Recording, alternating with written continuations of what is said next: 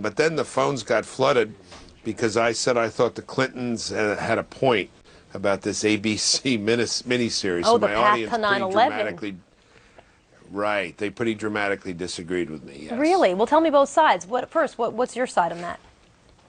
Well, maybe having been a cabinet member, you have some heightened concern about being quoted accurately and correctly.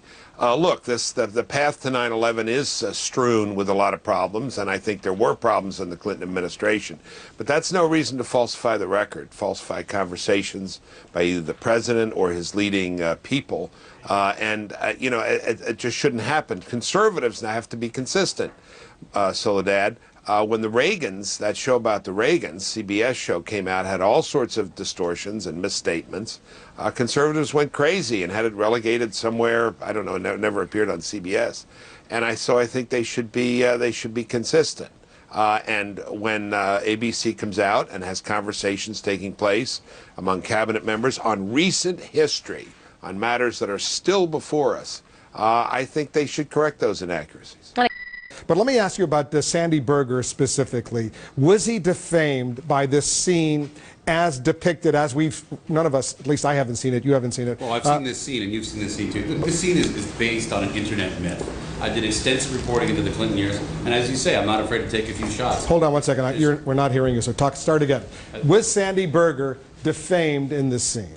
Well, that's a legal question, but certainly if I was the producer, I wouldn't have gone with this scene because there's no factual basis for it. It seems to be drawn from an internet myth, from a profound misunderstanding of what actually happened. If people wanted to be critical of the Clinton years, there's things they could have said, but the idea that someone had bin Laden in his sights in 1998 or any other time, and Sandy Berger refused to pull the trigger, there's zero factual basis for that. You've heard other 9/11 Commission members saying it wasn't Sandy Berger who pulled the trigger, it was George Tenet, the CIA director. Based on what you know, is that accurate? Even that's not accurate. We just never had eyes on bin Laden in the pre-9/11 situation.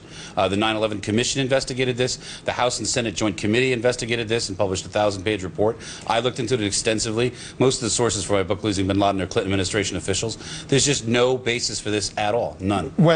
Yeah, I had questions about certain events and material I was given in the path to 9/11 that I did raise questions about. Yes, I had some conflicts there.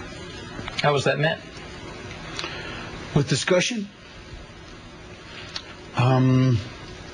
with argument. When I received the script, it said ABC History Project. I took it to be exactly what they presented to me. History. And that facts were correct. It turned out not all the facts were correct. And ABC set about trying to heal that problem.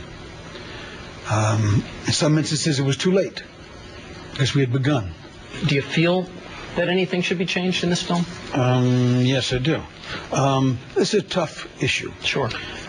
Because we don't want to throw the baby out with the bathwater.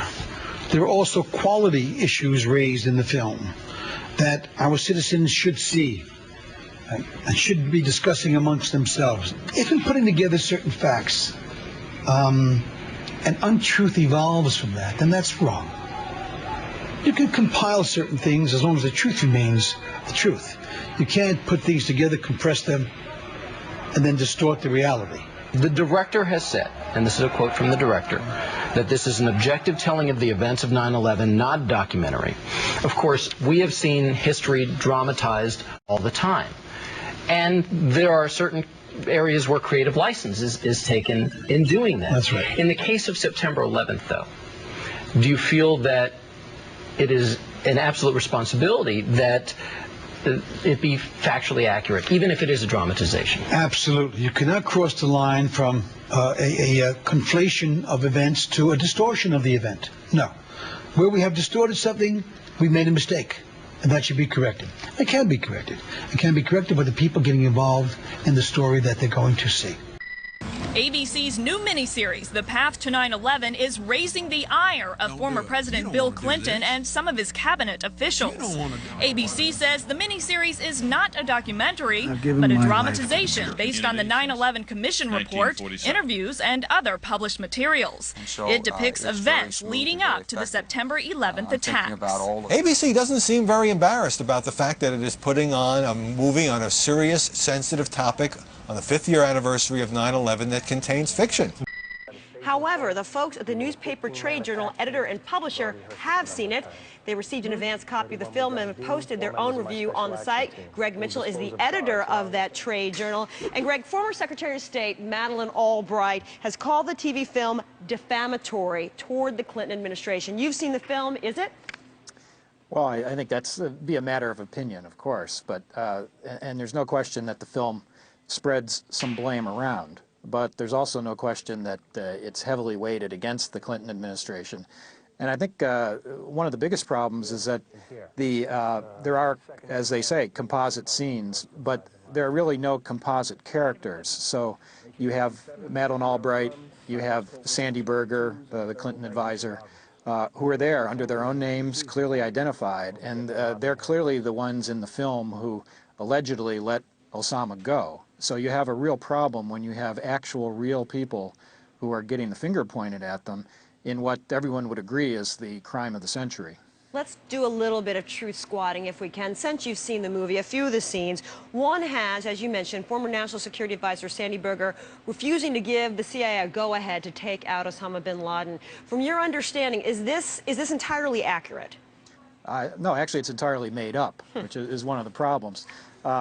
The other thing which actually just came out today was that the screenwriter admitted on talk radio and on the West Coast that this scene, while it was in the script, was partly improvised in the making of the movie. It ends quite dramatically with Sandy Berger slamming down the phone and cutting off all communication on making this decision to go after Osama. And it's great cinema, but not only did it not happen, the screenwriter says it wasn't even in the script. And it was improvised on the spot. He sort of liked the way it looked, and it was, you know, it went over well in the when it was being filmed, so they left it in. And it seems like an appalling thing to admit for a film on such a serious subject, really on the most serious, most sensitive subject and mass murder. And to treat the facts that cavalierly seems to me is the reason that ABC is under such pressure now to do a heavy editing job on the film. Now, ABC has said in a statement that it is as such for dramatic and narrative purposes. The movie contains fictionalized scenes, composite and representative characters, as you mentioned, and dialogue and time compression. Right. Is there a place for this kind of genre, or is it just too controversial when, as you said, you're talking about real people with fictionalized dialogue and perhaps fictionalized events? Right. Well, again, you have to look at the event it's portraying. I mean, you know, I go back a long ways, and I know docudramas have been on television for more than 3 decades. There are often controversies or disputes about straying from the facts. This is nothing new, but this is a subject that, again, is arguably the most important story that has hit America in all that time. And it would seem to demand special attention to the facts, to history, and to a total absence of political bias. And, you bring up a great point. I want to get to political bias. Since you've seen this film, did you sense any political bias in the film? Well, again, we were introduced to this film. Review copies were sent to conservative bloggers and conservative media, talk radio people and so forth. They all praised it to the sky for really hitting the Clinton administration. So it kind of raises eyebrows right there. The same review copies were not sent to liberal bloggers or liberal media critics. So you kind of have your antennae up at that point.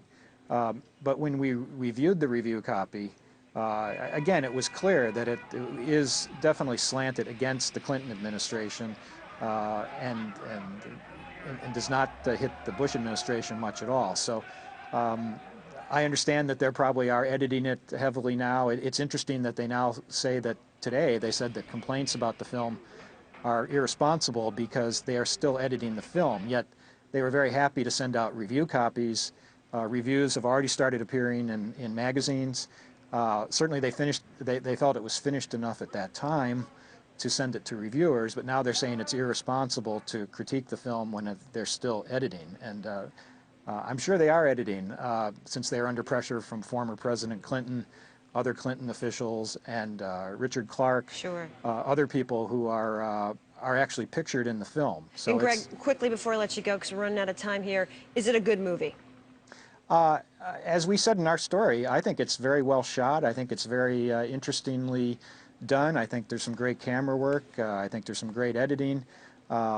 It's not a dull, simple, glossy, typical TV movie. It's actually a well-made film, but I also think it's incredibly flawed and raises real problems about how this subject is being tackled. Greg Mitchell, editor of the Newspaper Trade Journal, editor and publisher, thank you so much for sharing your review with us. Thank you.